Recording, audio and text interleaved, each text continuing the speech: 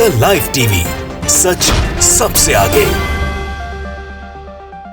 दोस्तों, मैं बात हफीज हूं। भारतीय मूल के एक व्यक्ति ट्विटर के नए सीईओ बनाए गए हैं और ये बात अनभक्तों के लिए बहुत ही बुरी साबित हुई है। वो कैसे, मैं आपको इस वीडियो के अंदर बताऊंगा। लेकिन इसके साथ साथ अनभक्तों के लिए कल का दिन जो था बहुत ही खराब गुजरा है। खराब इसलिए गुजरा है कि यूएई जो है, दुबई, शारजा, अबू धाबी वगैरह, यहां पर एक ग्रुप बना है जिसने अनभक्तों की मुसीबत बढ़ा दी है हेट स्पीच को लेकर। और साथ के साथ एबीपी न्यूज ने एक बहुत बड़ा पोल कराया था जिसमें योगी सरकार और बीजेपी की जम के फजीयत हुई है। और उसके साथ साथ ये समझ लीजिए फंस गए उस पूरे मामले के अंदर। मैं आपको ये दोनों चीजें ही बताऊंगा कि यूएई में क्या हुआ है, अनभक्तों की परेशानी बढ़ाने वाला काम, और एबीपी के सर्वे से फजीयत क्यों हुई है योगी जी की। लेकिन उससे पहले ट्विटर के पूरे मामले के ऊपर आ जाते हैं, क्योंकि ये अनभक्तों के लिए बहुत ही खराब मामला है। उसकी वजह है कि जो ट्विटर के नए सीईओ बने हैं उनका नाम पराग अग्रवाल है। अमर उजाला ने खबर भी छापी है, पराग अग्रवाल ट्विटर सीईओ। पराग अग्रवाल बने ट्विटर के नए सीईओ। सह संस्थापक जैक डॉर्जी ने दिया इस्तीफा। जैक डॉर्जी जो शुरू से लेकर अभी तक सीईओ थे, उन्होंने इस्तीफा दिया है और पराग अग्रवाल को अब नया सीईओ बनाया गया है। लेकिन पराग अग्रवाल जो बॉम्बे आईआईटी बॉम्बे के ग्रेजुएट हैं और वो अब इस पद पर आए हैं, तो अनभक्तों को पहले लग रहा था बहुत अच्छी बात है भाई, हमारे एक अग्रवाल भाई आ गए हैं यहाँ पर, हमारे भारतीय मूल के आ गए हैं। लोगों को, अनभक्तों को लगता है कि सब लोग भाजपाई नज़रिए से सहमत होंगे, लेकिन ये वैसे हैं नहीं। ये बड़े लिबरल व्यक्ति हैं। इनके एक पुराने ट्वीट के निकलने से तकलीफ में आ गया है पूरा अनभक्त समाज, पूरा भाजपा का भक्त समाज। और तकलीफ इस बात की है क्योंकि ये कम्युनल नहीं है बल्कि लिबरल हैं और इनकी सोच बहुत खुली हुई है। जो मुस्लिम समाज को लेकर इन्होंने एक ट्वीट किया है पुराना, जो इनका ट्वीट बहुत वायरल हो रहा है अमेरिका के संदर्भ के अंदर, उससे जो बीजेपी भक्त हैं, मोदी भक्त हैं, उनको साफ समझ में आ गया है कि इनकी दुकान चलने नहीं देंगे। उनका ट्वीट आपके सामने है। ट्वीट है कि पराग अग्रवाल लिखते हैं कि अगर ये अंग्रेजी में लिखा है कि, और यूएसए के लोगों के लिए, सरकार के लिए, कि अगर ये लोग एक मुस्लिम में और कट्टरपंथी मुस्लिम में फर्क नहीं कर सकते हैं, तो फिर मैं क्यों गोरे लोगों में और रेसिस्ट लोगों के अंदर फर्क करूं जो रंग के आधार पर भेदभाव करते हैं। आपको समझ में आएगा कि अमेरिका के अंदर एक बड़ा मुद्दा यह है कि ये कहा जाता है कि सब सारे गोरे लोग जो हैं वो रेसिस्ट नहीं होते हैं, वो भेदभाव नहीं करते हैं, वो कालों को गलत तरीके से ट्रीट नहीं करते हैं। तो इस पे पराग अग्रवाल ने लिखा था कि मैं क्यों मानूं। मैं इसलिए नहीं मान रहा कि अगर आप मुसलमान में और कट्टरपंथी मुसलमान में फ़र्क नहीं कर सकते और हर मुसलमान को एक नज़र से देखते हैं, तो फिर मैं क्यों गोरे लोगों में और वहाँ के रेसेस जो गोरे हैं उनमें फ़र्क करूं। अब इसको लेकर बड़ी परेशानी अनभक्तों की बढ़ गई है। परेशानी बढ़ना वाजिब भी है। वाजिब इसलिए है कि एक ऐसा सीईओ आया है ट्विटर के ऊपर जो भारत को अच्छे से जानता है, समझता है, भारतीय जनता पार्टी को समझता है, उसके अनभक्तों को समझता है, और उसके लिए बहुत मुश्किल नहीं है बड़े बड़े एक्शंस लेना या किसी भी घटनाक्रम को समझना। जो जैक डॉर्जी शायद लोकल नहीं होने की वजह से नहीं समझ सकते थे, पर एक ऐसा व्यक्ति जो मुस्लिम राइट्स की बात कर रहा हो, जो पहले इस तरह के भेदभाव की बात कर चुका हो कि भेदभाव अगर आप करने से नहीं बच सकते और आप अगर अंतर नहीं कर सकते एक मुसलमान में और कट्टरपंथी के अंदर, तो मैं भी अंतर नहीं करूंगा गोरे में और गोरे रेसिस्ट के अंदर। तो ये सारी की सारी चीज़ों ने बीजेपी के लोगों की बहुत परेशानियां बढ़ा दी हैं, क्योंकि परेशानियां तो पहले से ही बढ़ी हुई थी।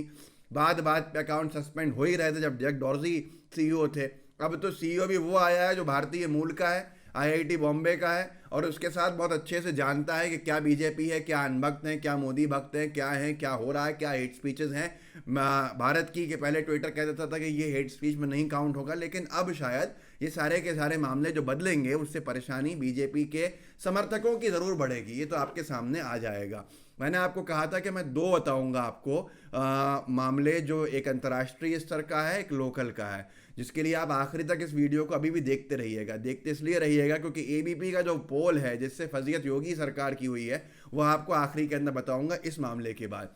यूएई में जो वहाँ के शाही परिवार की हैं, शहजादी हैं हिंद एफक्यू, उन्होंने जो एक ट्वीट किया है और सुधीर चौधरी जी के जाने से वहाँ जो विवाद बढ़ा, उसके बाद अब वहाँ पर यूएई के अंदर एक ग्रुप बना है। वो ग्रुप का नाम है angels of mercy. Angels of mercy का काम ये रहेगा, जितने भी मुस्लिम समुदाय के खिलाफ हेट स्पीचेस के मामले होंगे, नफरत भरे ट्वीट्स होंगे, नफरत भरे वीडियोस बनाए जाएंगे, या कोई भी बीजेपी आईटी सेल टाइप जो काम चलता है, इस तरह से कोई नफरतबाजी के अंदर मुस्लिम समुदाय को टारगेट करेगा तो यूएई वहाँ पर बहुत सख्ती से डील करे। इसके लिए एंजल्स ऑफ मर्सी को रिपोर्ट किया जाएगा। एंजल्स ऑफ मर्सी जो है, जो शहजादी के साथ बना है, वहाँ पर ये पुलिस लोकल पुलिस के साथ डील करके डिपोर्ट कराने का काम करेंगे, या बल्कि बहुत अरेस्ट भी करा जाएगा। ये साफ उन्होंने खुद अपने ट्वीट में लिखा है। उन्होंने लिखा है कि हम बना रहे हैं एंजल्स ऑफ मर्सी, जहाँ कोई भी इस्लामोफोब, इस्लाम के नाम पर नफरत फैलाने वाला, बदतमीज़ी करने वाला, यूएई के अंदर मतलब Sharjah, Abu Dhabi, Dubai, Ajman, ये तमाम जो रासल खैमा, ये जो तमाम एमिरेट्स हैं, इनमें अरब देशों के अंदर का कोई भी नफरतबाजी इस्लाम के नाम पर फैलाएगा या बदतमीज़ी करेगा, उसको सीधे सीधे पकड़ा जाएगा और डिपोर्ट कर दिया जाएगा। जो लोग भी उनके साथ जुड़े होंगे उनको भी जिम्मेदार ठहराया जाएगा। ये आगे लिखती हैं। रुके रहिएगा, एबीपी का सर्वे बताना है आपको, जो योगी जी की फजीहत जिसने कराई है। इनका ट्वीट पहले पूरा पढ़ दूँ। आगे ये लिखती हैं कि वो जवाबदेह भी रहेंगे जो लोग उनसे जुड़े हुए होंगे, क्योंकि अभी जो सीए का जो पूरा सीए की जो मीट हुई थी वहाँ पर, सीएस की, वो थोड़ा इसका पूरा आग में चिंगारी दे दी उसने। आगे उन्होंने लिखा है कि एक फाइन लाइन है, एक अंतर साफ है फ्री स्पीच में और हेट स्पीच में। फ्री स्पीच जो चर्चा है उसको एंकरेज करती है, लेकिन हेट स्पीच जो है, नफरत भरी स्पीच जो है, वो हिंसा के रास्ते खोलती है। अब ये बनने के बाद लोगों ने नीचे पूछा भी, एक ने लिखा नीचे, शमशीर ने, कि हम इस इनिशिएटिव को कैसे ज्वाइन कर सकते हैं। तो उन्होंने, शहजादी ने लिखा है नीचे कि आप बहुत ही आसानी के साथ सिर्फ यहाँ पर मेरे ट्वीट के नीचे एक हैशटैग एंजल्स ऑफ मर्सी के नाम से ट्वीट कर दीजिए। कोई भी हेट स्पीच आपको दिखे, उसके साथ उसकी तस्वीर या जिसने भी कहा है वो उसका नाम लेकर ईमेल करें। हम लोकल पुलिस से डील कराएंगे और वो यहाँ पर बहुत सख्ती से इन सारी चीज़ों को लेते हैं। जितने भी अनभक्त यहाँ पर जॉब के अंदर होंगे, जो बीजेपी के समर्थक हैं, यूएई से बैठकर, एमिरेट्स से बैठकर, अरब देशों से बैठकर आड़े तिरछे ट्वीट करते हैं, यहाँ उन पर कार्रवाई नहीं हो पाती, लोकल नहीं होते, तो अब वहाँ पर उनके लिए रास्ते, उनके करियर ख़त्म करने के रास्ते खुल गए। उन पर वो कार्रवाई कराई जाएगी कि जिससे कि वो ज़िंदगी भर याद रखें नफरत फैलाना कितने नुकसानदेह होता है। तो ये सारी चीज़ों से ये जो डरे सहमे तो हुए ही हैं। अब बहुत से अनभक्तों को मैं एडवाइस दे रहा हूँ यहाँ कि मेहरबानी करके अपने परिवार का सोचना, और आड़े तिरछे ये ट्वीट्स फर्जी आईडीज से या अपनी आईडीज से या अपने ट्विटर से, अपने फेसबुक से किसी के बारे में मत लिखना। ख़ास तौर पर इस्लाम के नाम पर नफरत फैलाने का काम मत करना, नहीं तो आप अपने नौकरी से हाथ धो बैठोगे, अपने परिवार का पालन पोषण से हाथ धो बैठोगे। हो सकता है आपको लंबे समय के लिए जेल भी हो जाए। सोच समझ के लिखना। अगर आप देख रहे हैं और आपके कोई रिश्तेदार वहाँ पर रहते हैं तो उनको भी आप समझाइए कि वो इस तरह की आड़ी तिरछी हरकतें आप छोड़ दें, क्योंकि अब नुकसानदेह हो जाएगा एंजल्स ऑफ मर्सी बनने के बाद।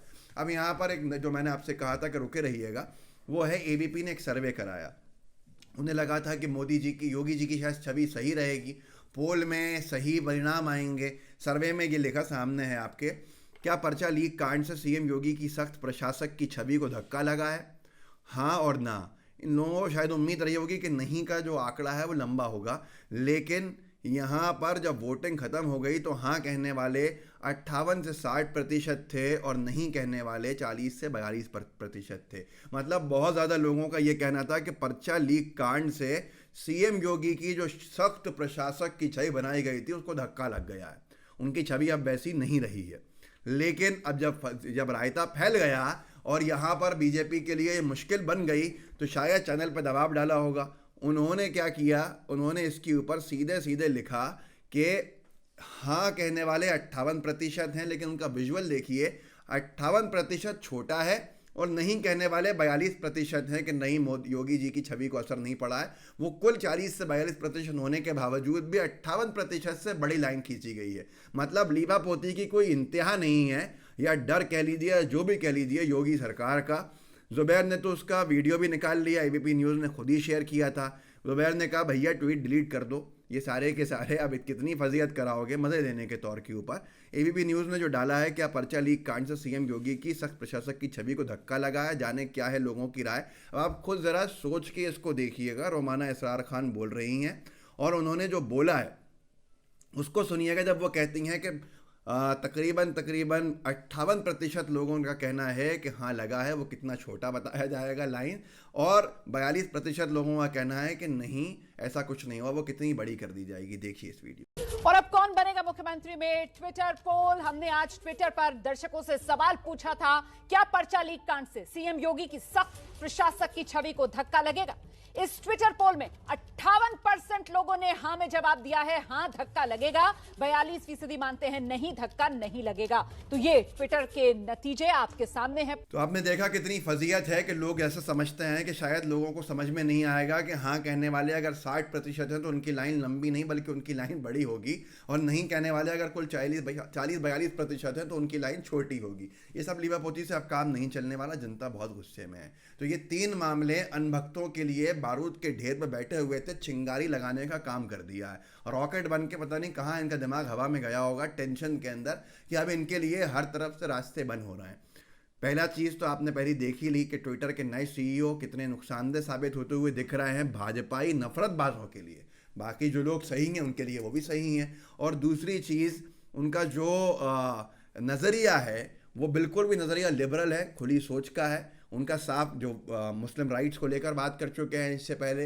अब दूसरी चीज़ जो आपने देखी कि angels of mercy Abu Dhabi वहाँ पर यूएई के अंदर बना, और यूएई की शहजादी ने जो बनाया है उसको लेकर भी चिंता बढ़ गई है कि कितने अनभक्तों की नौकरी चले जाएगी। और साथ में ये जो एबीपी पे सर्वे हुआ, पोलिंग हुई, उसको हाँ और नहीं को कम और बढ़ाना पड़ गया, जिससे साफ समझ में आता है कि योगी सरकार अब सत्ता में आने के जो ख्वाब देख रही है शायद वो मुश्किल है। तो पूरे भाजपाई समर्थकों के लिए कल का दिन बड़ा बुरा गुजरा। तो आप इसको सिर्फ सीमित मत रहने दीजिए इनका बुरे दिन को, इसको आगे बढ़ाइए। व्हाट्सएप ग्रुप्स होंगे, वहाँ शेयर कीजिएगा इसका कॉपी करके लिंक, और साथ में लाइव टीवी को सब्सक्राइब भी कीजिएगा, बेल आइकन भी दबाइएगा। जय हिंद, जय भारत। द लाइव टीवी, सच सबसे आगे।